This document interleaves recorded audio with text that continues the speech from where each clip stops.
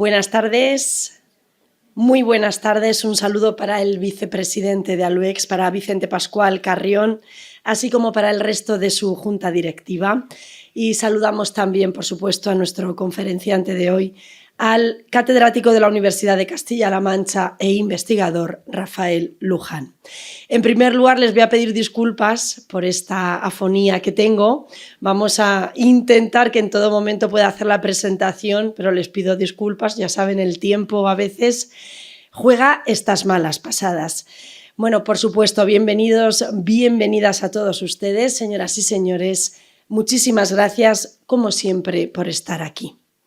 Octava cita ya con la cultura, con el conocimiento y con el saber, de la que hoy, esta octava cita que hoy nos ofrece Aluex dentro de su ciclo de conferencias 2023-2024, que este año lleva por título Al menos 20 años más.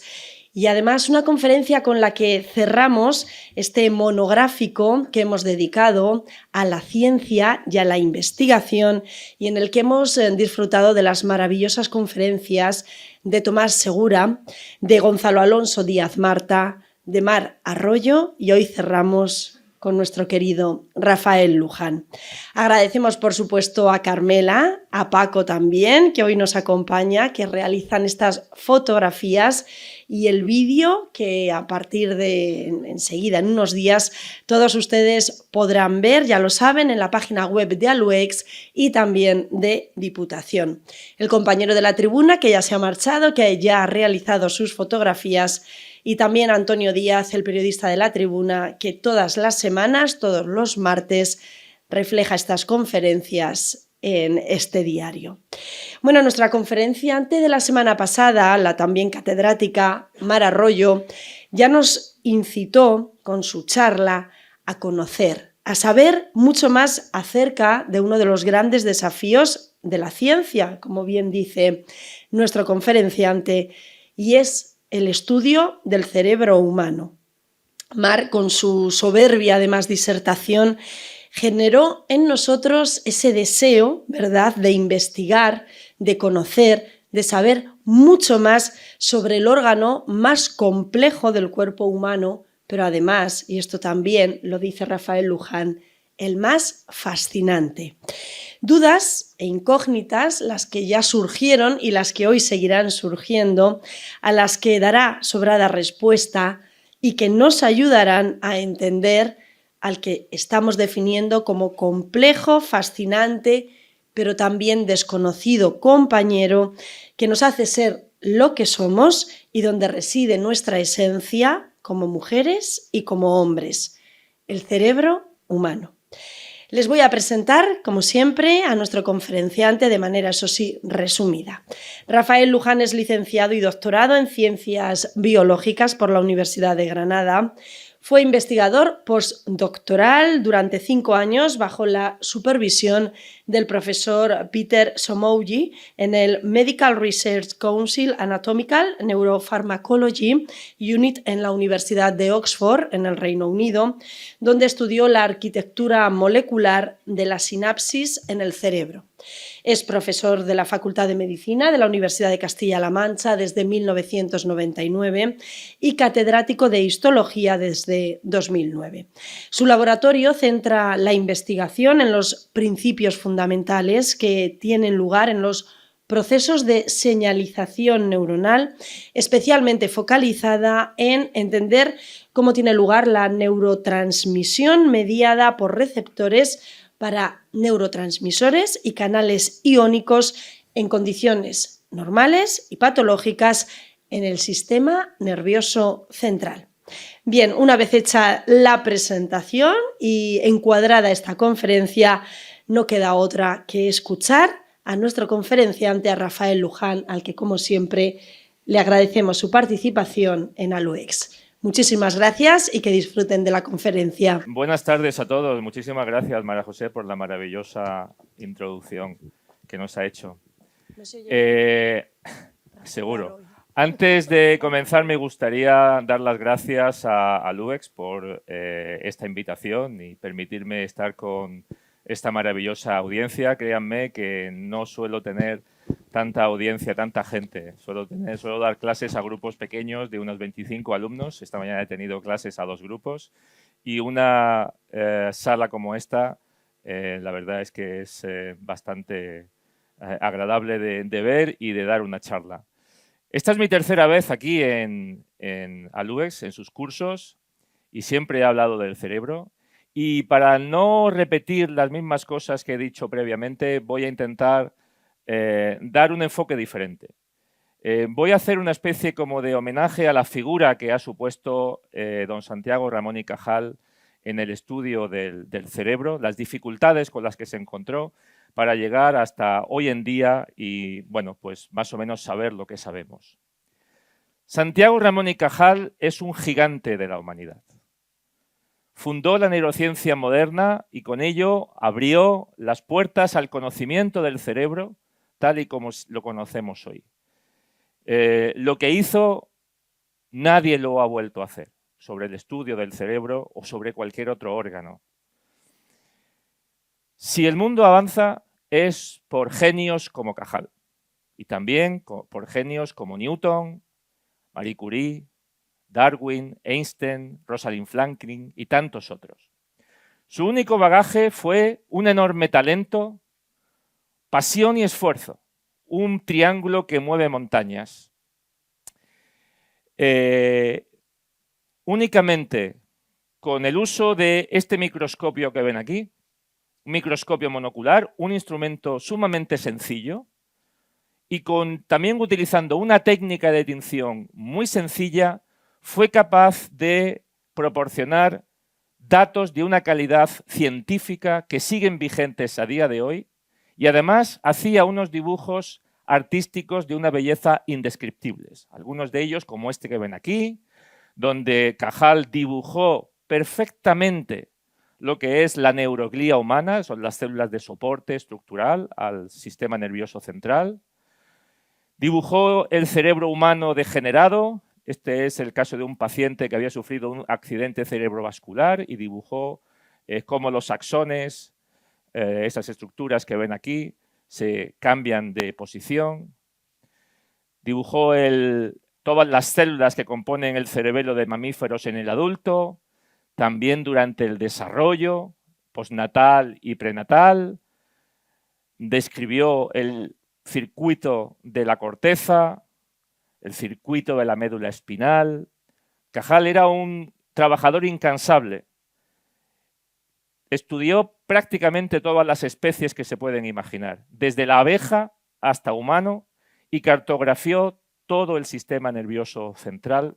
Y lo más importante, como les decía, es que todo lo que dijo en su momento hace más de 100 años, científicamente hablando, sigue vigente a día de hoy. Las cosas han ido mejorando, evidentemente, y se han descubierto más cosas, pero lo que dijo en aquel momento es cierto a día de hoy. Las contribuciones de Cajal han sido innumerables a lo largo de su trayectoria profesional. Le voy a resaltar simplemente 5 de las más importantes que son la base, el fundamento de la neurociencia a día de hoy.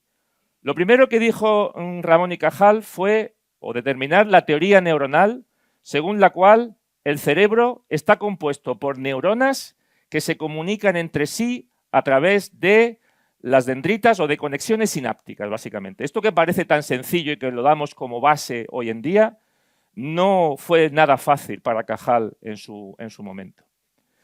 También describió la ley de la polarización dinámica, que puede tener un nombre un poco raro, pero que no es otra cosa nada más que las señales eléctricas mediante las cuales se comunican las neuronas, las células nerviosas, se mueven siempre en una dirección, que van desde las dendritas, que luego les diré qué es lo que son, hasta los axones. Identificó las células gliales. Las células gliales son las células de soporte estructural. También son las células que le suministran los alimentos a las neuronas. Las neuronas no tienen capacidad por sí mismas de nutrirse. Para ello necesitan la ayuda de otras células y esas células son las células gliales, entre otras varias funciones. Hizo la descripción de la estructura de la corteza cerebral, no solamente de regiones importantes como el hipocampo, sino de toda la región, de todo lo que es la corteza cerebral, que créanme que es bastante grande en extensión. Y también fue el que postuló primero y demostró la plasticidad neuronal, que no es otra cosa nada más que el cerebro está continuamente cambiando. Nuestro cerebro es plástico, es muy dinámico, está continuamente cambiando. De hecho, nuestro cerebro ahora mismo, el de ustedes y el mío, está cambiando por el simple hecho de que yo esté aquí hablándoles y de que ustedes estén asimilando toda la información que yo les estoy transmitiendo. Está cambiando. Y no es el mismo el cerebro ahora mismo de lo que será dentro de un minuto. Está continuamente cambiando. Es extremadamente dinámico. Esto ya lo dijo Ramón y Cajal hace 150 años. Además, Cajal no usaba microscopios binoculares. Tenía incluso más dificultad su trabajo. Los microscopios binoculares, como este que ven aquí en la imagen, permiten utilizar los dos ojos y, por tanto, un trabajo mucho más fácil. Pero Cajal estaba acostumbrado a mirar por un microscopio monocular, con un solo ojo, porque el otro ojo lo utilizaba para dibujar. De hecho, lo que hacía, si se fijan en esa imagen de Ramón y Cajal, fíjense que hay 3 microscopios. Solía tener encima de su mesa 3 o 4 microscopios que utilizaba simultáneamente, ponía el mismo tipo de preparación en los distintos microscopios y iba pasando de microscopio en microscopio, iba dibujando todo lo que veía hasta completar el esquema final que él tenía o que él veía en toda la preparación. Para que se hagan una idea de lo que esto supone, ese es otro de los microscopios de Cajal, con los cuales hizo ese dibujo que ven ahí abajo, que son células del cerebelo. El cerebelo es la región del sistema nervioso que está junto aquí, en la parte de atrás, y es la región responsable del control del movimiento, ¿vale? Lo que hace que pueda yo, por ejemplo, ahora mismo estar aquí de pie y poder moverme, esa coordinación motora la realiza el cerebelo. Pues él ya dibujó esas células durante el desarrollo. Si comparamos a un microscopio como el que tenemos en el laboratorio, pues quizás no vean mucha diferencia, pero si se fijan ustedes aquí, voy a moverme, lo siento por la cámara, si se fijan aquí, eso es un espejo, no tiene luz. No había luz, o cuando había luz, evidentemente se ponía una luz y lo que se utilizaba era la luz incidente o se utilizaba una vela.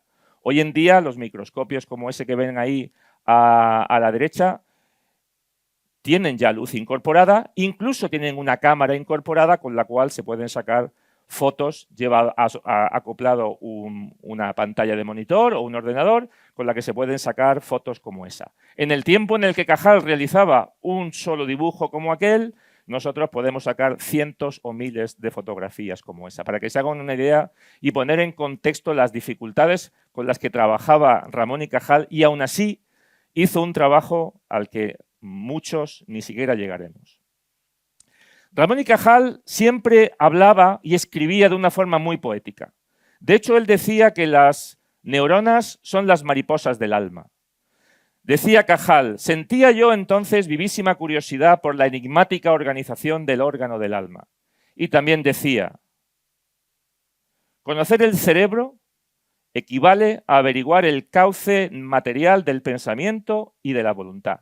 Porque Ramón y Cajal era perfectamente consciente que el desarrollo y la evolución de este cerebro, especialmente de la corteza cerebral, esa parte que ven en la superficie del cerebro, nos permite realizar tareas tan sumamente complejas y específicamente humanas, como por ejemplo hacer grandes obras de arte, como la pintura, o hacer grandes construcciones, las pirámides o cualquier edificio, rascacielos, puentes, autovías, etcétera, etcétera. También el hacer la música más maravillosa que se puedan imaginar, la escritura de cualquier libro. Todas esas capacidades nos lo permite hacer nuestro cerebro. Desgraciadamente también las cosas más dramáticas y tristes, como por ejemplo la guerra. Pero en cualquier caso, nos ha permitido construir aparatos, satélites que han llegado al espacio o incluso hemos llegado a la Luna, mandando satélites hemos sobrepasado el sistema solar. Todas estas capacidades emergentes se deben a la evolución del sistema nervioso central, del cerebro. Y mucha gente posiblemente todavía no es capaz de asimilar la importancia que tiene el estudio del cerebro. Y solamente empiezan a vislumbrar algo cuando se hablan de las patologías, porque el cerebro, cuando se altera su función o su estructura, es capaz de, o sufre, numerosas patologías. Aquí simplemente les enumero algunas de ellas. Los retrasos mentales en general, cualquier tipo de retraso mental, el autismo, las demencias, dentro de las demencias la enfermedad de Alzheimer, la enfermedad de Parkinson, la enfermedad de Huntington, la esquizofrenia, la epilepsia.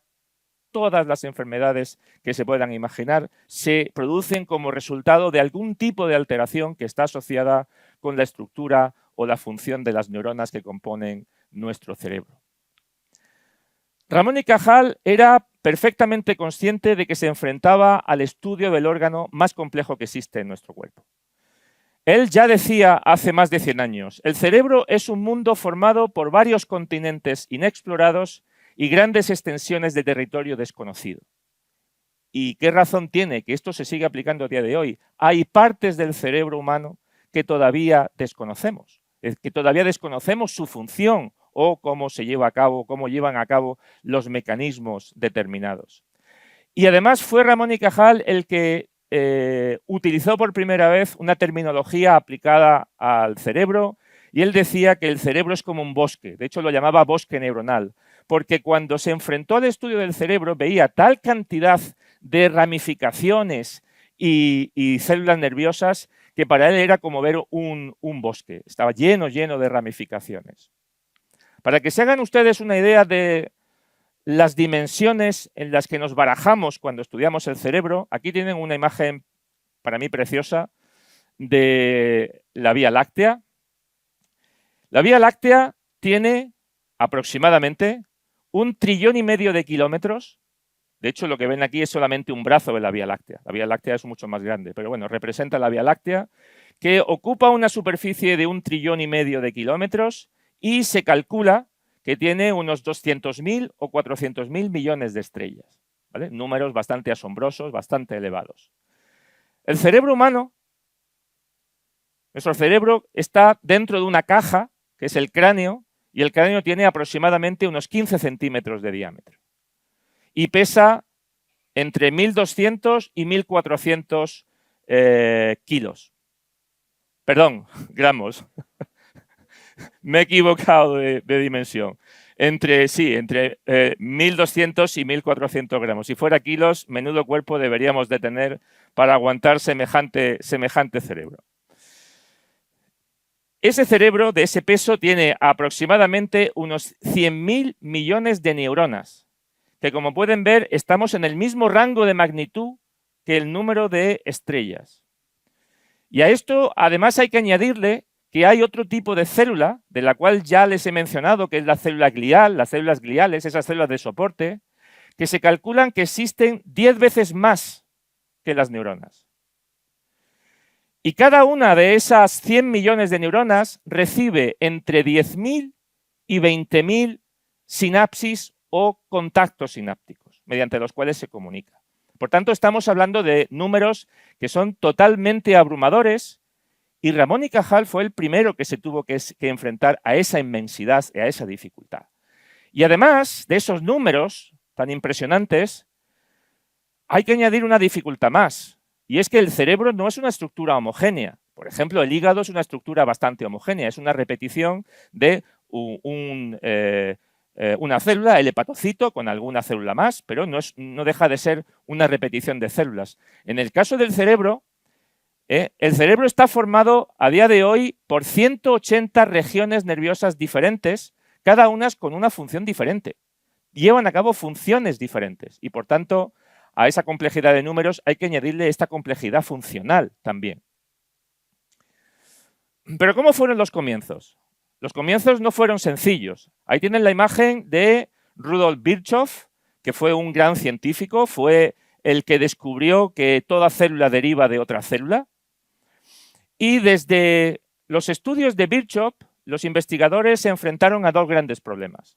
Uno de ellos era la pequeñez de aquellas células que se querían estudiar, ¿vale? Para ello se necesitan de microscopios, cosa que en aquellos años ya existían, pero que eran de una calidad bastante pobre.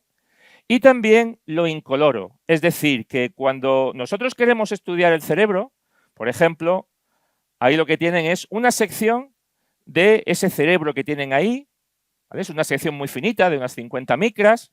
Lo que están viendo es la parte blanca, que se denomina, de hecho, sustancia blanca, que no es otra cosa que los cables mediante los cuales se comunican las neuronas entre sí por el sistema nervioso, y esa parte superficial que ven, más transparente, más grisácea, que es la sustancia gris, que es donde están las neuronas y las células gliales fundamentalmente.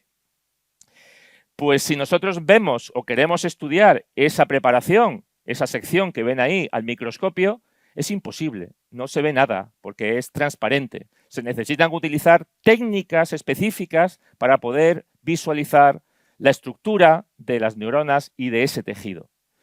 Y de hecho, la investigación sobre el cerebro avanzó gracias al desarrollo y mejora del microscopio óptico y también gracias al desarrollo de nuevas y mejores técnicas de tinción. Porque de hecho el propio Cajal ya soñaba con estudiar el sistema nervioso y decía, había necesidad de un método para teñir de manera selectiva un elemento o a lo sumo un número reducido de elementos, de tal modo que parecieran estar aislados de los restantes elementos invisibles. Eso Cajal no paraba de repetirlo porque a lo que él se enfrentaba diariamente era a las técnicas de tinción que existían en aquel momento, como estas de aquí. Se utilizaban colorantes naturales, como el carmín o el azafrán, que dan tinciones como esa que ven ahí, ¿vale? Todo de color demasiado oscuro. Esa es una imagen del cerebelo. Lo que ven aquí es una célula de Purkinje con alguna ramificación, pero como pueden ver la resolución es muy pobre y los detalles de la estructura es también de muy baja calidad.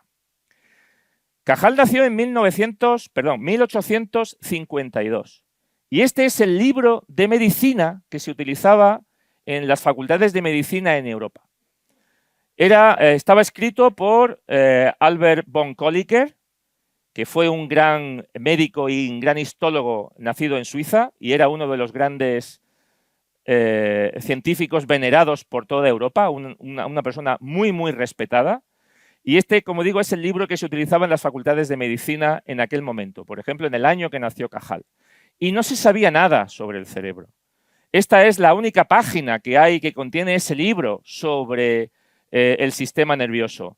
Y según este libro, ni siquiera hablaba de neuronas. La palabra neurona ni existía. Se decía que las células del sistema nervioso las llamaban glóbulos, porque tenían esa morfología globular, cosa que a día de hoy sabemos que es totalmente falsa. Como mucho tenían una o dos prolongaciones, ¿vale? Por tanto, el desconocimiento era totalmente absoluto. Poco después salió o se describió la teoría reticular sobre cómo estaba organizado el sistema nervioso. Fue en 1872 por von Gerlach, que fue un alemán, y según este investigador, la teoría reticular lo que dice es que todas las células del sistema nervioso están íntimamente conectadas entre sí de manera continua. De manera que cualquier tipo de señal se comunicaba, como ven, de una célula a otra de manera continua, sin ningún... Pero hubo una enorme revolución en 1873 y fue gracias a Camillo Golgi, un histólogo italiano. Describió lo que se llama la reacción negra, que no es otra cosa que la famosa técnica conocida como tinción de Golgi. Le salió prácticamente como algo erróneo, como un experimento así un poco erróneo, pero resulta que lo que teñía, como ven, esas células negras es, utilizando unas sales de plata, las sales se depositaban de manera selectiva sobre algunas células, no sobre todas, sino sobre algunas en concreto, y además se depositaba sobre toda la superficie de la neurona, de manera que eso permitía poder dibujar y describir con todo lujo de detalles esa célula. De hecho, ese dibujo que ven ahí es un dibujo de Cajal, de la misma neurona que hemos visto antes con el carmín. Es la célula de Purkinje. Y fíjense qué diferencia entre lo que se tenía antes sobre la célula de Purkinje y la información que se puede obtener ahora con esta nueva técnica. Esta técnica la describió por primera vez en 1873 y este fue el primer dibujo que se hizo que revolucionó por completo la neurociencia en aquellos años, porque por primera vez empiezan a verse neuronas con un montón de ramificaciones, con conexiones, cómo unas neuronas se conectaban con otras, etcétera, etcétera. Hasta ese momento este tipo de detalles era totalmente imposible e impensable. 15 años más tarde de ese descubrimiento de Camillo Golgi, Cajal entra en escena y utiliza esta técnica. Y fue gracias a un colaborador suyo, Luis Simarro, que era un neurólogo y neurohistólogo que trabajaba en Valencia. Por casualidad nació en Roma, aunque él era español, Luis Simarro era español, pero viajaba con frecuencia a Italia y allí vio esa publicación de Golgi. De manera que cogió la revista, se la llevó a casa, a Valencia, y allí empezó a hacer sus pequeños experimentos, a poner a punto esa técnica de Golgi. Y en una de las visitas, como eran amigos, una de las visitas que hizo Ramón y Cajal a Valencia, a ver a Simarro, Simarro le enseñó los resultados y Cajal quedó totalmente fascinado. Se había hecho realidad su sueño durante tantos años. Y por primera vez empieza a utilizar esta técnica de tinción y de hecho la mejoró significativamente. Mejoró significativamente la propia técnica que Golgi había utilizado. A Cajal siempre lo guió una curiosidad inagotable por conocer y además por el sentido común biológico, algo de lo que Golgi carecía, porque Golgi no supo ver en sus propias manos lo que su propia técnica era capaz de proporcionar. Porque utilizando los mismos microscopios y la misma técnica, veían cosas diferentes. Lo que veía Golgi era una continuidad. Si siguen la bolita, lo que veía era una continuidad. Golgi decía que todo estaba conectado entre sí. Y lo que veía Cajal era algo totalmente diferente. Si ahora siguen la bolita, ahí esa es la transmisión de información. La información llega hasta ahí y ese mensaje eléctrico se va a transformar ahora en un mensaje químico y pasa a la siguiente neurona. Y la información continúa. Por tanto, no hay continuidad. Hay contigüidad, pero no continuidad. Y esto fue lo que determinó la teoría neuronal de Cajal durante mucho tiempo denostada. Ese pequeño salto, esa contigüidad, fue lo que propuso Cajal. Y a eso lo denominó sinapsis, que es el nombre que recibe hoy en día. Cajal murió sin llegar a ver físicamente una sinapsis. Las sinapsis se demostraron gracias al desarrollo de un microscopio electrónico 10 años después de que muriera Ramón y Cajal. Y 10 años después de la invención de este microscopio se obtuvo la primera imagen que demostraba la existencia de una sinapsis, es decir, una separación física entre dos elementos. Aquí tienen en azul un elemento perteneciente a la primera neurona, hay un pequeño espacio que separa el otro elemento, el que ven ahí de color verde, que pertenece a la segunda neurona. Ahí justo en el centro está la sinapsis y es donde se transmite el mensaje químico. La microscopía electrónica, por tanto, a mediados de los 1950, demostró por primera vez y ya de manera fehaciente la teoría neuronal de Cajal. Pero Cajal murió sin llegar a ver esto. Fíjense qué imagen más bonita de la Tierra, vista desde el espacio. El hombre la ha cambiado, la hemos cambiado nosotros. También eso es una imagen también real, no es de ordenador. Eso es como se ve desde el espacio Europa en una visión nocturna.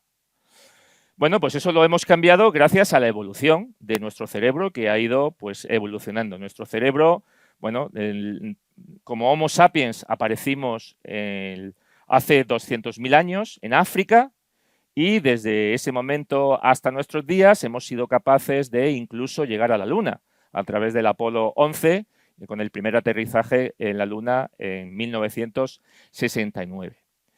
Pues bien, durante ese tiempo, incluso mucho antes, el cerebro ha evolucionado muchísimo.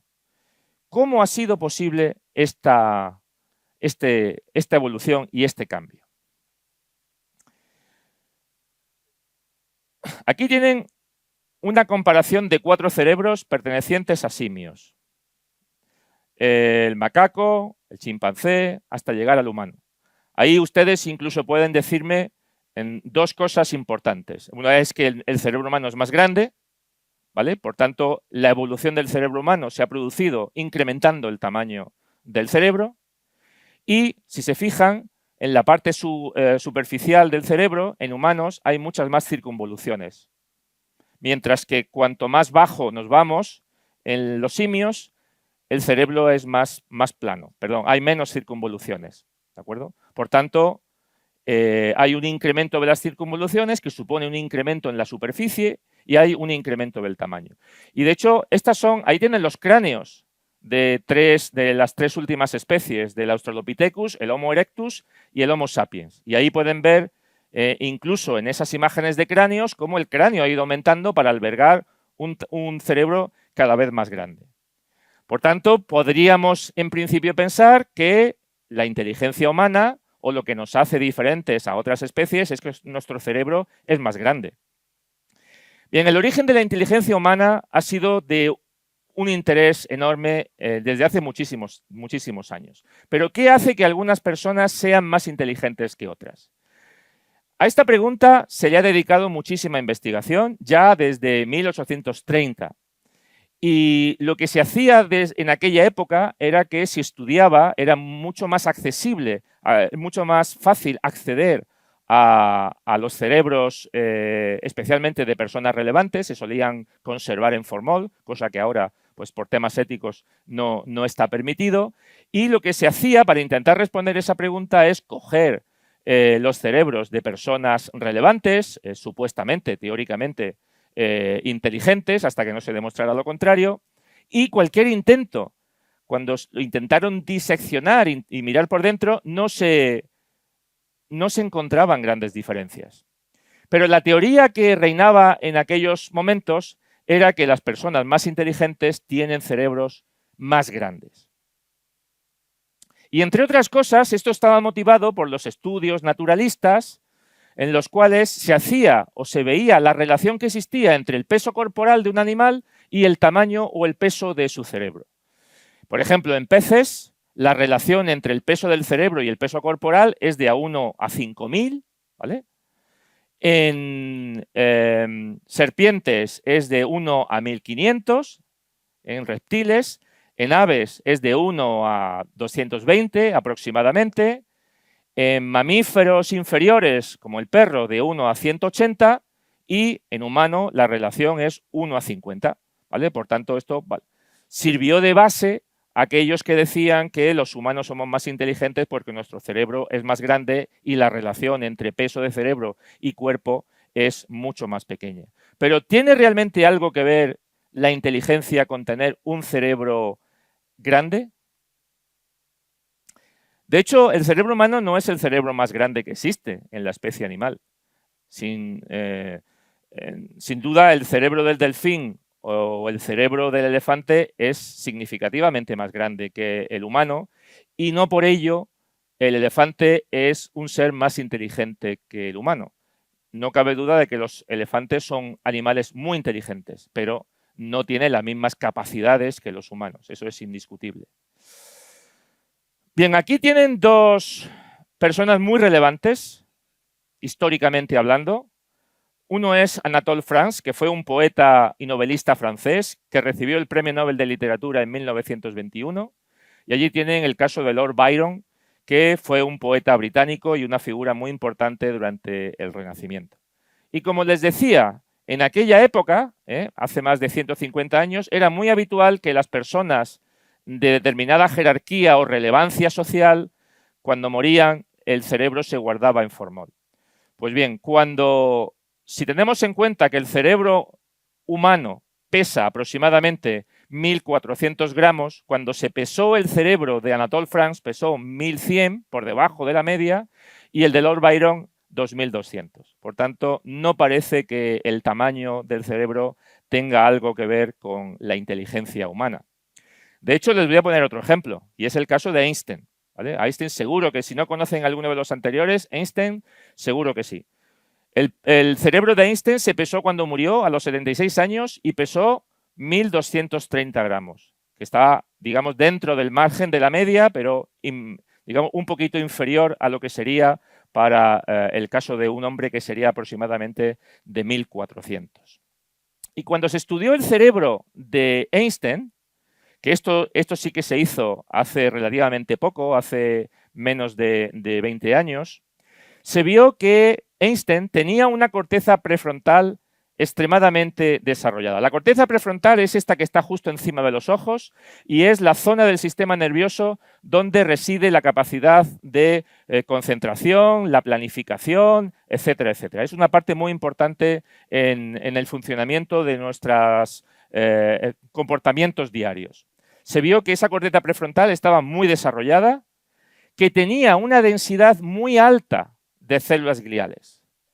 Quizás también tenía una densidad alta de neuronas, pero sobre todo lo que vieron los investigadores que pudieron acceder al cerebro de Einstein es que tenía un número de células gliales anormalmente elevado y que los lóbulos parietales, esto de aquí, que es los que se supone que están implicados con la concentración, el conocimiento matemático, etcétera, etcétera, estaba también muy desarrollado. Era un 15% más grande que en el resto de cerebros, o que otros cerebros con lo que los comparaban. Y estas son las células que Einstein tenía en un número muy alto. Son uno de los tipos de células gliales, conocidos como astrocitos. Los astrocitos tienen funciones importantes. Son las células que dan soporte estructural a las neuronas, es decir, sirven de apoyo a las neuronas. También son las que les dan el sustento nutritivo. Son además las que recubren los capilares sanguíneos, mediante los cuales, mediante sus prolongaciones citoplasmáticas, captan los nutrientes de la sangre y con otras prolongaciones por el lado contrario, se lo van suministrando a las neuronas. Y además están implicados en la modulación de la transmisión sináptica, que es el proceso de comunicación que existe entre las distintas neuronas. En cuanto a Ramón y Cajal tuvo un comienzo difícil. Todo cambió a partir de aquí. Fue a un congreso anatómico en Berlín en 1889 y allí conoció a von Kelliker, que ya les mencioné al principio. Von Kelliker vio, o Cajal se llevó sus microscopios a cuestas con sus preparaciones, se los llevó a Berlín, los puso allí encima de una mesa, llamó a von Kelliker y le enseñó sus preparaciones y quedó tan fascinado que decía: los resultados obtenidos por usted son tan bellos que pienso emprender inmediatamente, ajustándome a la técnica de usted, una serie de trabajos de confirmación. Le he descubierto a usted y deseo divulgar en Alemania mi descubrimiento. Esto cambió radicalmente la trayectoria a partir de ese momento de Cajal. Como saben ustedes, cualquier ayuda profesional es más que bienvenida y Cajal la tuvo. Si no llega a tener esta ayuda de von Kelliker, posiblemente ni conoceríamos el nombre de Cajal a día de hoy. A partir de ese momento, von Kelliker, que era una eminencia, una figura de la medicina en Europa, y lo que decía von Kelliker sí que iba a misa, ¿vale? Empezó a divulgar y a difundir los trabajos de Cajal y Cajal empezaron a invitarlos en distintos centros europeos para dar conferencias sobre sus descubrimientos. Y uno de los primeros y más importantes fue en Londres, la conferencia Croonian en la Royal Society, un ciclo de conferencias que a día de hoy se siguen impartiendo en la Royal Society. Y mostró por primera vez a la comunidad científica la estructura de la corteza, el circuito de la corteza celular. Pero no les voy a hablar de la belleza, si es bello o no es bello ese dibujo, porque es irrelevante.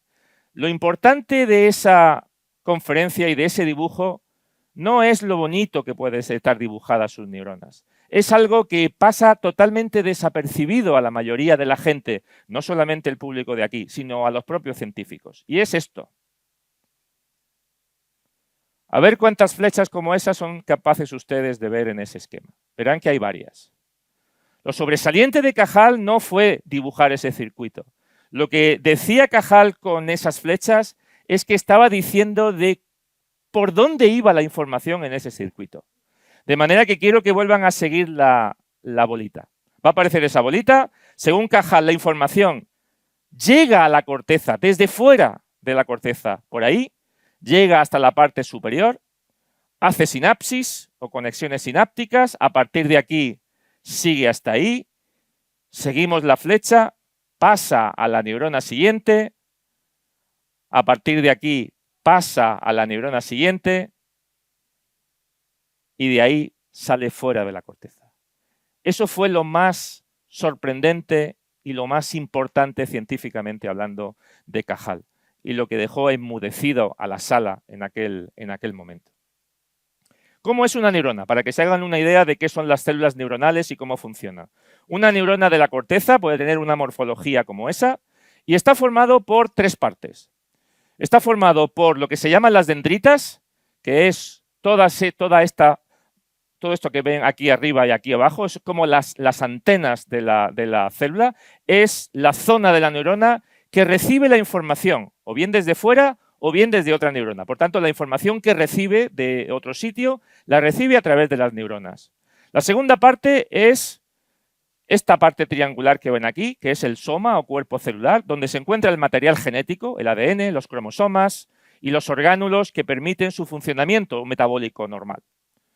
Y la información que sale por la tercera parte, que es el axón, que va y se dirige y conecta con otras neuronas o con otras regiones del sistema nervioso. Por tanto, la información, si siguen la bolita, llegaría a través de las dendritas, se analizaría justo ahí en el soma, ¿vale? Se analiza esa información y si la información es adecuada, se genera un mensaje eléctrico que se transmite a través del axón, ¿vale? Digamos, este es el funcionamiento básico de una neurona en el sistema nervioso central. Pues bien, el que salga la información fuera de esa neurona o no, está motivada por la acción de otras neuronas que se llaman interneuronas, que son células inhibitorias. Por tanto, están inhibiendo la acción de esa neurona. Y hay interneuronas distribuidas por toda su superficie. De manera que, en función de cómo sea la actividad de estas células que inhiben, la célula mandará o no mandará un mensaje. Ese es el funcionamiento básico de estas neuronas en la corteza. La corteza humana tiene 6 capas y tienen esas células como la que hemos visto antes, o parecidas, las tienen distribuidas en esas 6 capas, aproximadamente de ahí. En función de cada una de estas células, van a mandar la información a una región o a otra del sistema nervioso central. Y esas células, además, se disponen en una unidad elemental que recibe el nombre de columna cortical. ¿De acuerdo? Esta columna cortical es la unidad básica, fundamental de la corteza neuronal y en humanos muchas de estas columnas se están comunicando entre sí para finalmente producir una respuesta, la que sea, un pensamiento, un recuerdo, procesar una imagen, etcétera, etcétera. Hay varios estudios que demuestran que esa columna cortical tiene el mismo número de células en prácticamente todas las especies de mamíferos, ¿vale? Por tanto, la diferencia entre un mamífero inferior y el humano no está en que la columna cortical es mucho más grande en humanos. No, la columna cortical tiene el mismo tamaño, pero lo que diferencia, por ejemplo, de un mamífero pequeño a humano es que el número de columnas corticales que establecen conexiones entre sí es mucho mayor en humanos. Por tanto, el número de circuitos sinápticos que se establecen es mucho más complejo en humanos que en mamíferos pequeños. Esa es una gran diferencia. Para que se hagan una idea de cómo funciona la corteza, imagínense que ven ese cuadro ustedes. ¿Lo ven? A través de la retina, la información llega hasta esa bola que ven en el centro, que es el tálamo, una zona de relevo de información. A partir de ahí llega hasta la corteza visual, que está justo aquí atrás. Y de todos es sabido que cuando vemos una imagen que nos puede gustar, un cuadro, empezamos a sentir determinadas emociones. nos puede traer un determinado recuerdo de aquel día que fuimos a tal sitio, o de una comida, o de un olor. Pues fíjense cómo simplemente el simple hecho de ver un cuadro, se están activando un montón de regiones diferentes que llevan a cabo distintas funciones. No solamente la parte visual que hemos visto, sino que se están activando en la corteza prefrontal para archivar ese recuerdo, para dejar en la memoria esa impronta de ese cuadro, o se están activando las zonas de la corteza olfativa porque nos recuerda algún tipo de olor, etcétera, etcétera. Por tanto, con un simple hecho se está activando prácticamente todo el cerebro. Por tanto, la complejidad del cerebro humano es extraordinaria. Y, por supuesto, esto deja hecha por tierra el famoso mito de que solamente utilizamos el 10% de nuestro cerebro. Simplemente con el simple hecho de ver un cuadro ya se está activando más del 50% de las regiones nerviosas. Esa es una comparativa que ahí ven entre el cerebro humano con el de ratón, también con el de la mosca, pero el de la mosca es un puntito, apenas se ve. Nos gustaría a todos trabajar en el cerebro humano, pero trabajar en el cerebro humano tiene muchas dificultades por problemas éticos y también por falta de tejido. No tenemos acceso suficiente para obtener ese tejido. Así que tenemos que utilizar como alternativa el cerebro de ratón, que aunque es muchísimo más pequeño, digamos que los circuitos básicos son muy parecidos y podemos extrapolar determinada información. Pero, ¿en qué se diferencia? Eso es una pregunta retórica, porque claramente se diferencian en muchas cosas. Pero un cerebro humano de un cerebro de ratón. Unos investigadores de Madrid llevaron a cabo un experimento muy sencillo, y es que en la misma región nerviosa, en la corteza cerebral, estudiaron la morfología del mismo tipo de neurona, ¿vale? Y vieron que en humanos la célula, como pueden ver allí, es un poquito más grande. Pero sobre todo, fíjense en estos datos.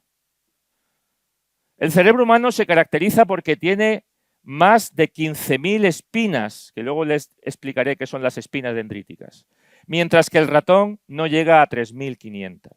Ya estamos empezando a vislumbrar diferencias reales entre distintas especies. Pero ¿qué ocurre, por ejemplo, con una especie muy parecida a nosotros? El chimpancé es, sin duda, el primate con mayor parentesco a humanos. El que más se parece. La separación de las líneas evolutivas se separaron o se diferenciaron hace aproximadamente 6 millones de años, pero esa es una imagen familiar real. Eso es una madre chimpancé que tiene 2 hijos, uno más chiquitito y uno más grande, y le está enseñando cómo partir una nuez. Y fíjense cómo el chimpancé de mayor edad está atentamente mirando lo que le enseña la madre y el pequeño pues está ahí jugando, comiéndose ya la nuez, etcétera, etcétera. Esto es una imagen que podemos tener muy parecida de humanos. De hecho, el chimpancé puede incluso aprender del propio humano. Y eso es una comparativa entre un cerebro adulto y un cerebro adulto humano y un cerebro adulto chimpancé. Evidentemente hay diferencias de tamaño, pero fíjense que la estructura es muy parecida, tiene gran número de circunvoluciones. De hecho, ustedes saben que los chimpancés son sumamente inteligentes y pueden aprender muchas cosas. De los primeros experimentos que se hicieron fue por allá por la década de 1950. De los primeros fue la famosa chimpancé llama, en la que se le enseñó a comer de un plato con una cuchara y un tenedor, a beber de un vaso, etcétera, etcétera. Porque se pensaba que este cerebro, que realmente es muy parecido al cerebro de un niño de pocos años, por debajo de los 10 años. El tamaño es igual. Y si yo les pusiera una imagen de un niño, de un cerebro de un niño, se parecería muchísimo a esto y sería muy difícil el poder diferenciarlas. En función de eso se pensaba que podrían adquirir habilidades como los niños pequeños. Y realmente pues no es así. Son muy inteligentes, pero hay determinado umbral que los chimpancés no pueden pasar y, por tanto, los humanos seguimos teniendo algo en nuestro cerebro que nos hace una especie única. ¿Qué tiene de especial la corteza humana y en qué se diferencia de especies como el chimpancé? Dentro de nuestro propio cerebro, hemos dicho que una de las dificultades que tiene a la hora de estudiarlo es porque no existen dos neuronas iguales. De hecho, cuando se estudian las neuronas de distintas partes del sistema nervioso, de distintas partes de la corteza, incluso la morfología y el tamaño es diferente. Las neuronas de la corteza prefrontal son más grandes que los de la corteza occipital, ¿vale? Esto añade cierta dificultad. Y se analizaron el número de espinas. Las espinas, como luego veremos, son los sitios de las neuronas donde se establecen las conexiones sinápticas. Una neurona, como las células que hemos visto antes, reciben toda la comunicación de otras neuronas sobre esas espinas dendríticas. Por tanto, son puntos de comunicación fundamentales para el funcionamiento del cerebro. Y aquí pueden ver cómo el número de espinas varía. Es mucho mayor en la corteza prefrontal que en la temporal y en la occipital. No existen datos todavía del mismo tipo de estudios en chimpancé, pero sí existen en macaco, que es una especie ligeramente inferior al chimpancé. Y fíjese en la comparativa. Haciendo el mismo tipo de estudio, el número de espinas dendríticas disminuye prácticamente a la mitad, aproximadamente. Por tanto, una vez más, las espinas dendríticas, que están implicadas en el número de circuitos que se establecen en nuestro cerebro, parece fundamental para, digamos, distinguirnos un poquito del resto de especies. Cajal fue el primero que describió las espinas dendríticas y lo hizo en la primera investigación que él realizó, que lo hizo trabajando precisamente además en gallina, porque además Cajal trabajaba en todas las especies, abeja, gallinas, ratas, de todo, absolutamente de todo. Y como digo, son unas pequeñas protrusiones, estos pequeñitos puntitos que ven ahí en la superficie, que es donde se establecen los contactos sinápticos. Y los denominó espinas porque les recordaba muchísimo a las espinas del rosal que tenía en el jardín de su casa. Por eso le puso ese nombre. El nombre de espina dendrítica fue acuñado por el propio Ramón y Cajal, una contribución más a la neurociencia. Las espinas dendríticas son elementos clave en el funcionamiento del cerebro. Como les acabo de decir, son el principal elemento posináptico donde se establecen las conexiones sinápticas, es decir, donde se llevan a cabo esos puntos de unión. También son elementos clave en la plasticidad del cerebro y en los procesos de memoria y de pensamiento. Y además, cualquier anomalía o cualquier cambio que pueda sufrir la función o la estructura de esa espina dendrítica, a día de hoy está demostrado que está directamente relacionado con muchísimas patologías, incluido el retraso mental.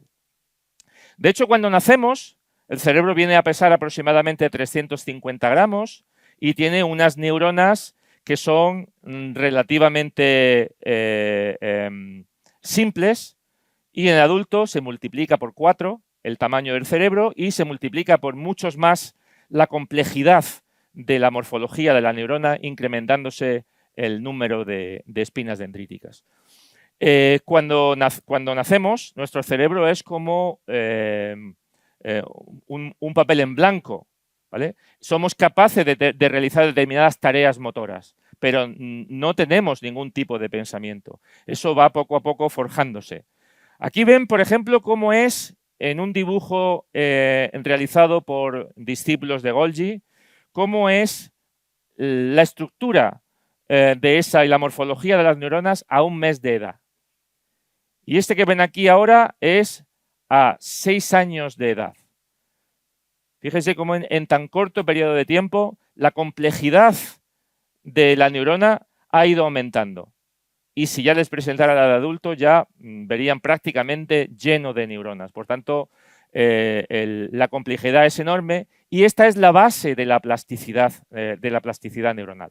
Pero como les digo, los cambios en la morfología de las espinas están relacionados con retraso mental.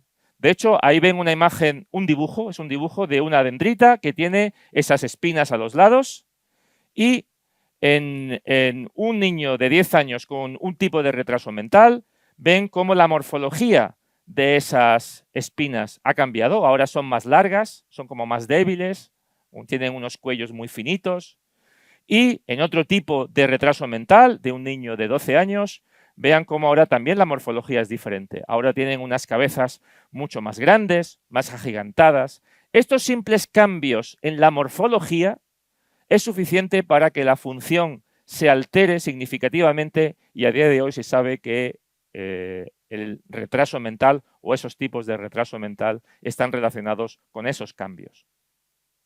Y de hecho, conforme envejecemos, también sufrimos cambios en nuestras espinas, pero como algo fisiológico. Este es un ejemplo muy ilustrativo. Esto es una imagen real. Esto es tomada con una técnica en el laboratorio que se ve emitiendo luz en verde, pero pertenece a un paciente de 41 años que murió sin ningún tipo de patología, ¿vale? Por causas naturales. Y ese es el mismo tipo de estructura perteneciente a la misma célula y de la misma región nerviosa de una persona que murió con 84 años, también sin ningún tipo de alteración cognitiva ni nada conocido. Fíjense cómo, conforme envejecemos, las dendritas se hacen más finas y van desapareciendo espinas dendríticas.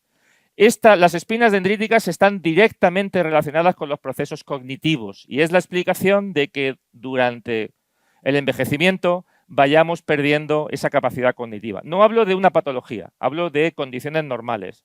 Esa pérdida de memoria característicos de las personas durante el envejecimiento tiene una base biológica y una base fisiológica como esta. Como les decía, las espinas son los sitios donde se establecen los contactos sinápticos. Una sinapsis está formada por 3 elementos. Lo que se denomina el elemento presináptico, que pertenece a la primera neurona, la que quiere comunicarse con la segunda, y en ella pueden ver elementos como mitocondrias, que son los orgánulos que proporcionan la energía necesaria para llevar a cabo los procesos metabólicos, o esas pequeñas bolitas, que son las vesículas sinápticas, donde se almacena un neurotransmisor, un mensajero químico que va a transmitir la información a la siguiente neurona. El segundo elemento es el espacio que las separa, que es un espacio muy finito, de unos 18 o 20 nanómetros, muy fino, lo que Cajal, sin llegar a verlo, fue capaz de intuir y describir. Y la tercera parte, el elemento posináptico, que pertenece a la segunda neurona. ¿Y esto cómo funciona? Cuando la primera neurona se quiere comunicar con la segunda, lo que hace es manda un mensaje eléctrico. La llegada de ese mensaje eléctrico hace que las vesículas sinápticas se fusionen con la membrana plasmática y liberen su contenido a la hendidura sináptica, a ese espacio que separa las dos células, y ese mensajero químico va a ser reconocido por proteínas específicas que hay en la membrana de la siguiente neurona, y esto crea o vuelve a generar un mensaje eléctrico y así se va transmitiendo. Mensaje eléctrico, mensaje químico, mensaje eléctrico y así sucesivamente. ¿Y esto por qué es importante? Bueno, el funcionamiento de esa sinapsis se debe a proteínas como esta. Esta es una de las proteínas que se activan en esa sinapsis. Es un canal iónico, de manera que cuando llega el neurotransmisor, ese mensajero químico se une a su proteína específica, que es igual que la unión de una cerradura de una llave a una cerradura, y esto hace que se abra un poro, un agujero que permite el paso de diferentes iones. Y esto crea, pues, la transmisión de una determinada información, como esta. Salen iones potasio, entran iones de sodio, no importa, y así se transmite, se vuelve a generar un mensaje eléctrico. Para que se hagan una idea, fármacos como el diazepam, que seguro que conocen, que se utiliza como ansiolítico o miorrelajante, actúa sobre este tipo de proteínas. Ese efecto ansiolítico se ejerce su efecto sobre esa proteína en concreto en determinada sinapsis del sistema nervioso central.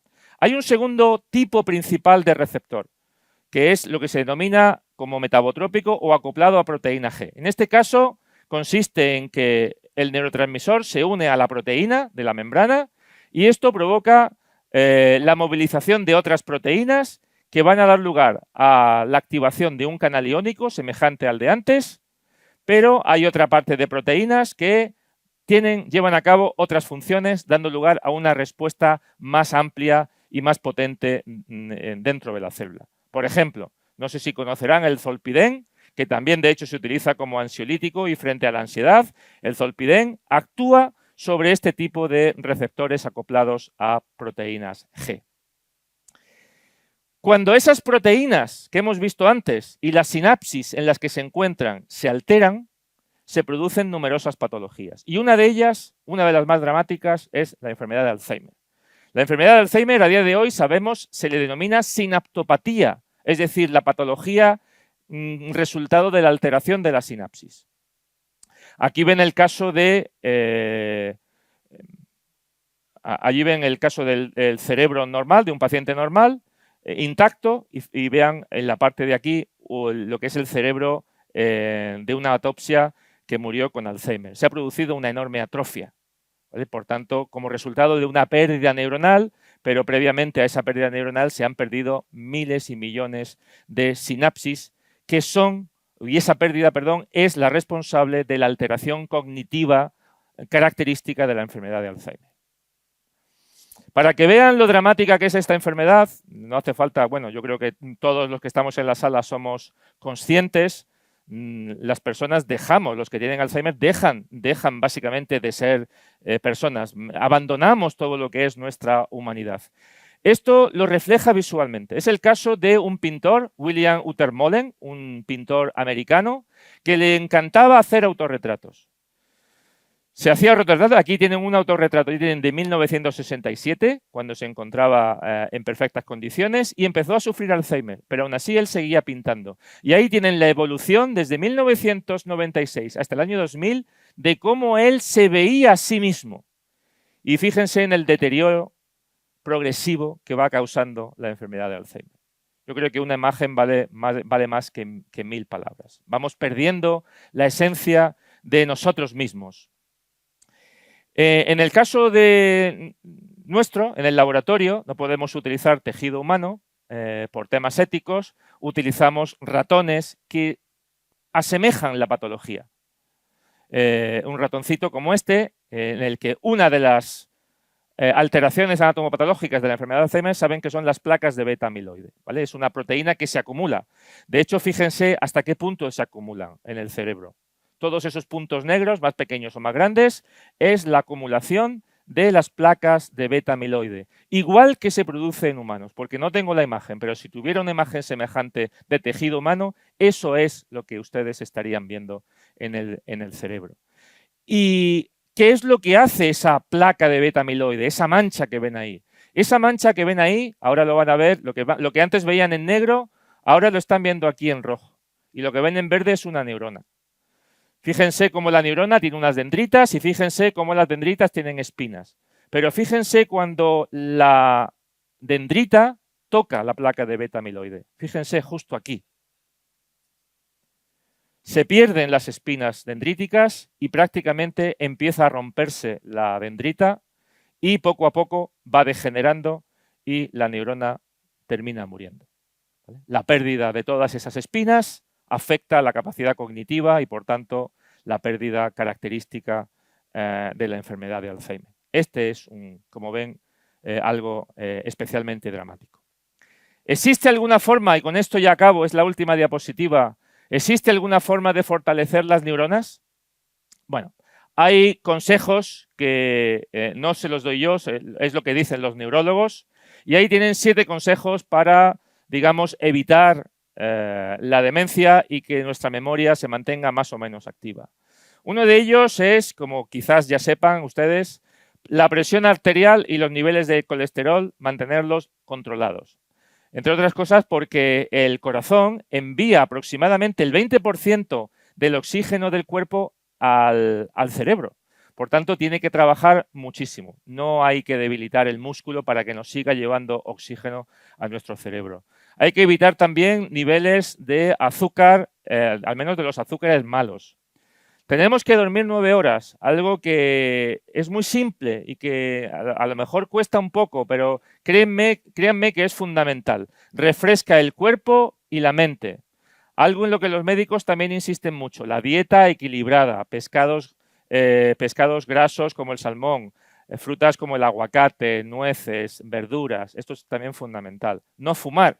Fumar perjudica seriamente no ya la salud, no voy a hablar de salud, sino que afecta seriamente al funcionamiento de las neuronas.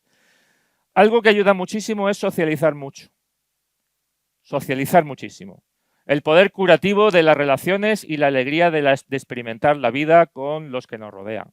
Siempre, evidentemente, socializar positivamente. No, nunca con relaciones tóxicas, evitar relaciones tóxicas.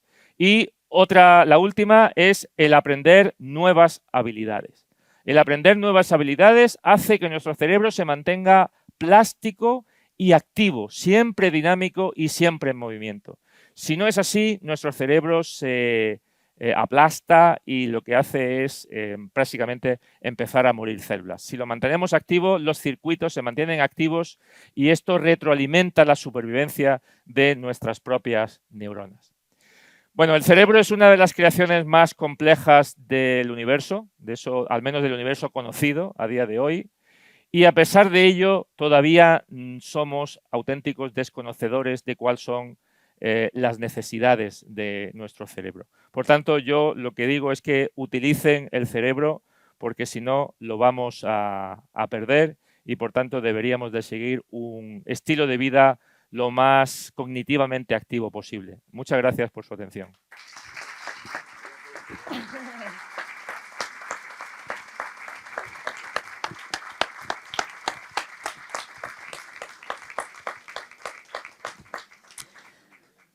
Muchísimas gracias, Rafael. Por aquí detrás lo que estaban diciendo era que vaya conferencia, ¿eh?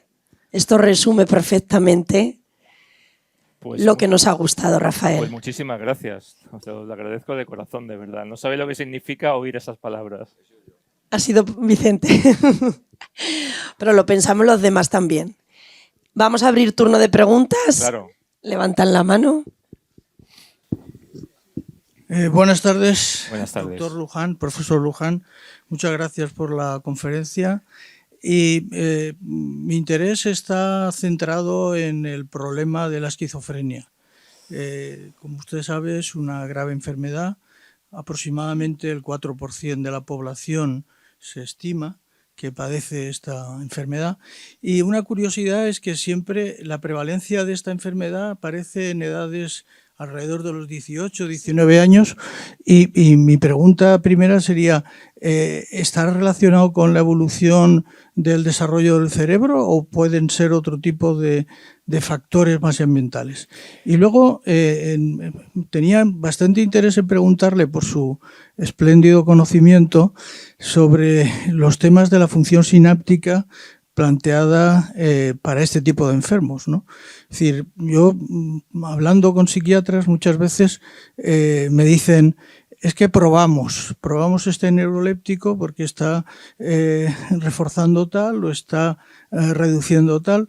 Evidentemente la evolución de estos fármacos, de estos neurolépticos, sobre todo los de segunda generación, pues permiten que hayan menos efectos adversos y demás. Pero siempre me pregunto, ¿cómo evolucionará este tipo de medicamentos? ¿Y no es posible algún tipo de técnica, probablemente desde el punto de vista radiológico o de imagen, para poder comprobar cómo funcionan este tipo de fármacos en el desarrollo de la función sináptica, para ver cuál es el más adecuado al que hay que aplicar a cada enfermo con este tipo de patologías?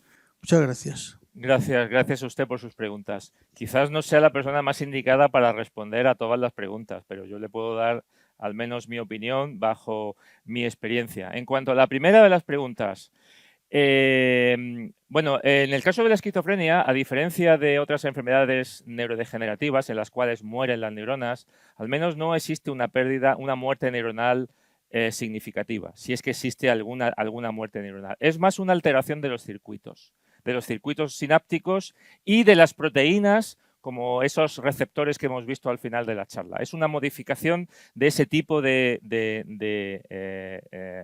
acontecimientos.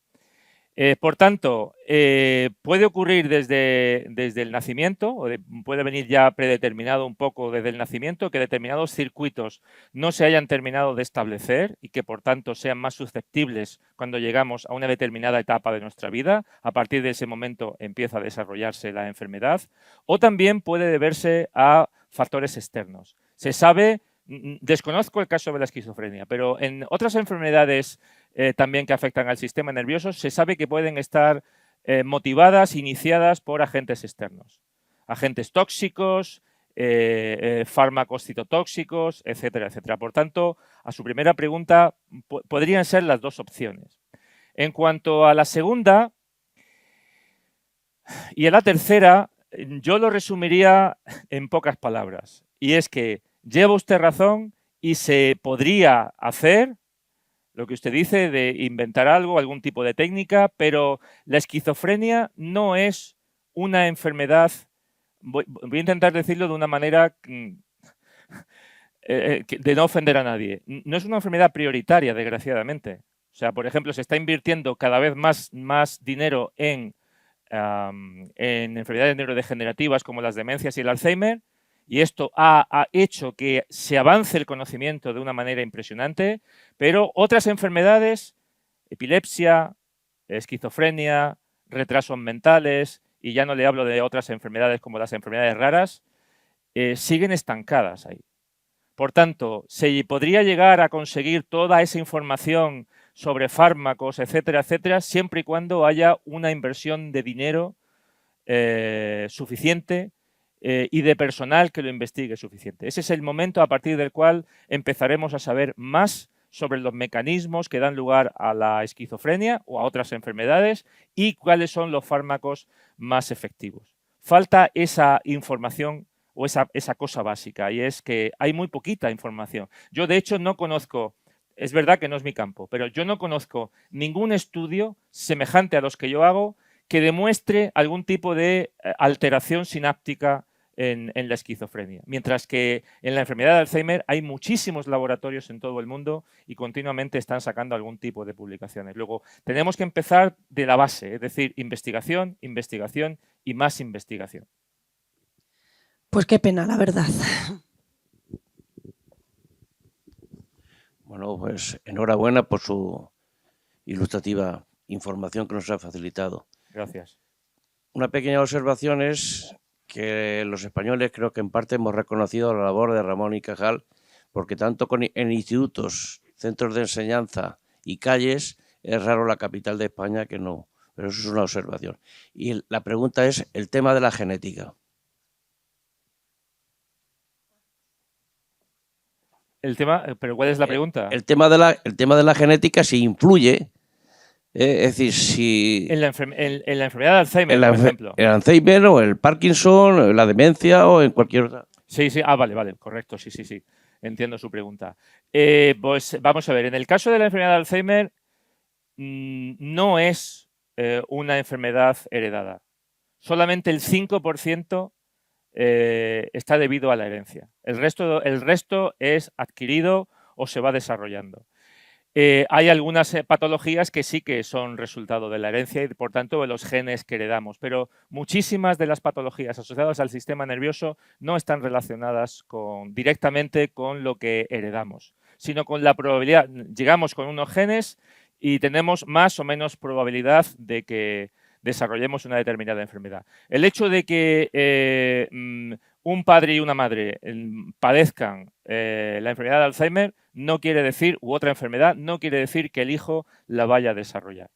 Puede tener más o menos probabilidad, pero no es algo totalmente seguro de que eso vaya a ocurrir. Y lo de Ramón y Cajal, bueno, pues sí que es verdad que existen todas las ciudades, tienen una calle que es Ramón y Cajal, pero eso fue por un real decreto de hace muchísimos años. Si no hubiese sido impuesto por el gobierno, posiblemente ignoraríamos todavía lo que supuso y supone a día de hoy la figura de Ramón y Cajal.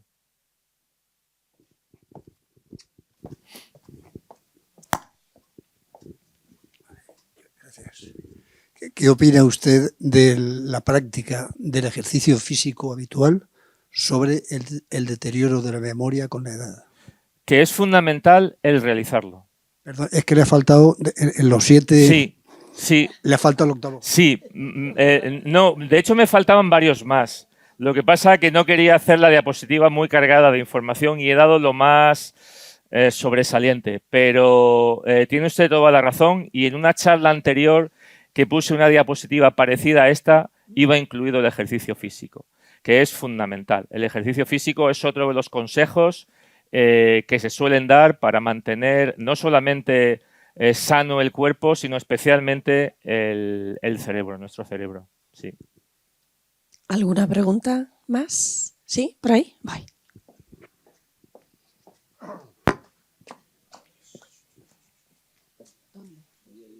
Ay, perdón. Luego voy allí, ¿vale? Hola, buenas tardes y muchísimas gracias por la magnífica disertación y el elogio de don Santiago Ramón y Cajal, como bien has explicado. Yo tenía una pregunta que a lo mejor es un poco infantil, basada un poco en estas creencias de los pseudocientíficos, pseudobrujos que hay por ahí.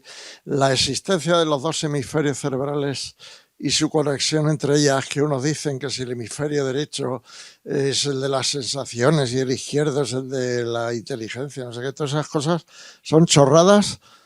Primero, ¿por qué existen los dos hemisferios cerebrales y la conexión entre ellos? Y segundo, esas cosas que dicen por ahí los pseudobrujos o pseudocientíficos, ya no sé lo que son, de que un hemisferio está relacionado con la sensibilidad y el otro con no sé qué historia. ¿Eso tiene algún fundamento científico? Sí, de hecho está demostrado que en líneas generales el hemisferio está parcializado en esas funciones y en esas sensaciones. Eso está más o menos demostrado.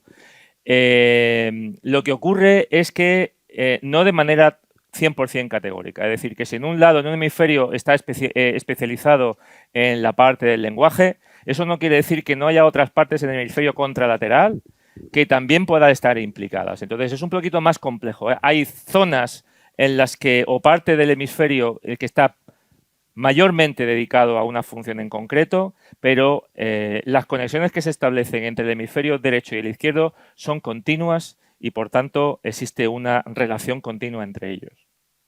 Eso es lo que existe a día de hoy. Y, de hecho, el número de conexiones que se establecen también depende de si es hombre o mujer.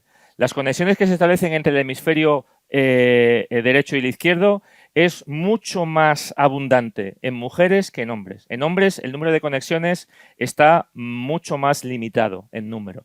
Y eso hace que, bueno, los hombres tengamos ciertas, no habilidades, pero cierta predilección por determinados comportamientos, o, por ejemplo, que seamos teóricamente mejores en lo que es el comportamiento espacial, la distribución espacial, mientras que las mujeres son más hábiles en la parte del lenguaje, etcétera, etcétera. Este tipo de diferencias comportamentales vienen o tienen una base anatómica por la relación que se establecen entre los distintos hemisferios. Pero sí que existe una especialización por cada uno de hemisferio derecho e izquierdo. O sea, no es un mito. Y otro más sensitivo. Sí, correcto. Sí, es cierto. Sí. En regla general. Es un poquito más complejo que eso, pero sí que por regla general se podría clasificar de esa manera. Pero luego se establecen conexiones entre ellos continuamente y hay zonas. Y además esto también depende muchísimas veces de la persona, incluso de si ha sufrido algún tipo de patología como algún tipo de ictus. El cerebro es tan plástico que el hemisferio contralateral puede adquirir funciones nuevas y llevar a cabo las del hemisferio que ha sido dañado. Y esto está demostrado. Por ejemplo, la corteza visual está justo aquí atrás. Pero si se daña la corteza visual, la parte más frontal, que está por aquí, o la parietal, pueden adquirir esa habilidad. Porque la de la corteza visual está dañada. O sea, el cerebro es tan sumamente complejo y plástico que es capaz de adquirir funciones nuevas, no solamente en el desarrollo, sino incluso en adultos, a esta edad. Y pasar de un hemisferio a otro. Sí. Hola, buenas tardes. Enhorabuena por la charla. Gracias. Viendo las diapositivas que ha puesto usted ahí y viendo el papelito que nos han dado, he visto el árbol, que se viene a reflejar un poco lo que es un cerebro, las raíces, las ramas y tal. Entonces, por el árbol circula la savia. A través del cerebro lo que circula es corriente eléctrica, ¿no es así? Correcto. ¿Dónde generamos nosotros esa corriente eléctrica? Y si podría estar el déficit de esa corriente eléctrica en algunas enfermedades. Sí, lo generan las propias neuronas. O sea, en esa última diapositiva que les he explicado un poco lo de la proteína cuando se abre y entran los iones, esos iones son mensajeros eléctricos, se transforma en un mensaje eléctrico. Luego, la electricidad la generan nuestras propias neuronas. No hay un centro... No. Todas las neuronas son capaces de generar su propia electricidad, que en definitiva es la manera que tienen de mandar la información hacia el resto de neuronas o el resto de regiones del sistema nervioso. Pero si esa electricidad falla, también podría venir por ahí De hecho, esa es la base de muchas patologías. Se sabe, o sea, esas proteínas están, por ejemplo, en la sinapsis y en la superficie neuronal. Cuando fallan esas proteínas, es decir, las que generan esa corriente eléctrica, la neurona no puede comunicarse. Y cuando la neurona deja de comunicarse con las que le rodean, la célula muere. Sí, por eso es el tema. ¿Vale? Por tanto, lo que usted dice es la clave para entender algunas patologías o muchas patologías del sistema nervioso. Y para terminar, y muy rápido, ha puesto lo de dormir 9 horas. Eso, conforme nos llegan los años, cada vez lo tenemos peor, ¿eh? ¿Lo podemos arreglar un poco con la siesta o cómo va eso? Muchas gracias. Si puede, yo le sugiero que, aparte de siesta, intente llegar a las 8 o 9 horas, que su cerebro se lo va a agradecer. Sé que puede ser muy difícil, sé que padecemos de insomnio, sé que tenemos problemas que nos hacen dormir mal, etcétera, etcétera. Pero créanme que la capacidad regenerativa de dormir 8 o 9 horas también va a depender de la persona, por favor. O sea, se pone 9 como algo estimativo. Hay personas que pueden regenerar perfectamente el pensamiento y el cerebro, el funcionamiento del cerebro, a lo mejor durmiendo 6 o 7 horas. Pero lo que digo es de si usted por regla habitual duerme 8 horas y con eso usted al día siguiente se encuentra mentalmente y cognitivamente bien, no cambie ese hábito. O sea, no lo pase a 4. Si son 6, que sean 6. Y si puede incrementar a 7, mejor. 9 es algo estimativo para decir que dormir es algo básico para mantener nuestro cerebro alerta y en funcionamiento correcto. La última pregunta, que son casi las 8 y nos tenemos que marchar. Por aquí habían levantado antes la mano. Vale, se ha marchado. No había otra señora por detrás, pero se ha debido marchar. Buenas tardes, muchas gracias por su conferencia. ¿A qué es debido la surdera? ¿La sordera? Surdera, ser zurdo. Ah, zurdera. Ah, vale. Zurdo. Es que yo pronuncio mal la Z. Usted zurda y yo sordo. Entonces, claro, yo oigo lo que quiero y es la sordera. Bueno, son habilidades que se adquieren del cerebro. Es decir, en el cerebro el manejo de la mano derecha está controlada por el hemisferio izquierdo. Como le decía antes, cuando por algún motivo el cerebro esa habilidad la adquiere otra región, si esa habilidad la ha adquirido el hemisferio derecho, pasamos a ser zurdos. ¿Vale? Por tanto, es algo bastante habitual este tipo de cosas. Incluso se puede dar, hay una condición clínica que se llama situs inversus, así es en latín, que no es otra cosa que los órganos están en el lado contrario, pero la persona no se entera hasta que no se hace una radiografía. Es decir, si el corazón está aquí un poquito hacia la izquierda, lo suelen tener hacia la derecha. Si el bazo está aquí a la derecha, suele estar a la izquierda. O sea, están al revés, pero eso no afecta para nada al funcionamiento normal. En el caso de la zurdez, se debe a que el centro que adquiere la habilidad motora para controlar la mano derecha simplemente está en el otro lado. Ha cambiado. Sí. Muchísimas gracias. Y podemos, un segundo. de hecho, podemos habituar con práctica a la mano contraria, que además esto se ha hecho mucho, hace muchos años. Sí, no. Sí, pero es un problema, pero quiero decir que se puede acostumbrar al cerebro a utilizar la otra mano y la persona termina utilizando la mano contraria igual de bien que la suya natural. ¿Y eso a qué se debe? A que el cerebro es plástico y esa habilidad la está adquiriendo la otra parte del sistema nervioso. Ahora sí, gracias. Y aplaudan, aplaudan. Gracias. Sí que voy a pedir disculpas que había alguna mano levantada, lo siento, pero es que nos quedamos sin tiempo. Y nuestro vicepresidente, Vicente Pascual Carrión, le entrega este detalle a Rafael Luján para agradecer su participación en la conferencia. Muchísimas gracias. Y si pueden mirar a la foto de Paco. De corazón. Ya es la tercera vez, pero para mí esta es mi casa, así que me... Bueno, ya saben que nos vamos de vacaciones de Navidad, pero regresamos el lunes 8 de enero, misma hora, 6:30 de la tarde, aquí en Diputación. Comenzaremos enero, comenzaremos un nuevo año con otro miniciclo, en esta ocasión denominado Economía y Desarrollo, que se extenderá hasta el 5 de febrero. La primera de las conferencias de este miniciclo, la del 8 de enero, nos traerá a María Soledad Prado Camacho, directora de la Oficina de Sostenibilidad de Global Caja, quien precisamente hablará sobre el compromiso de sostenibilidad de Global Caja. Hasta entonces, feliz Navidad, felices Pascuas y feliz Año Nuevo. Muchísimas gracias.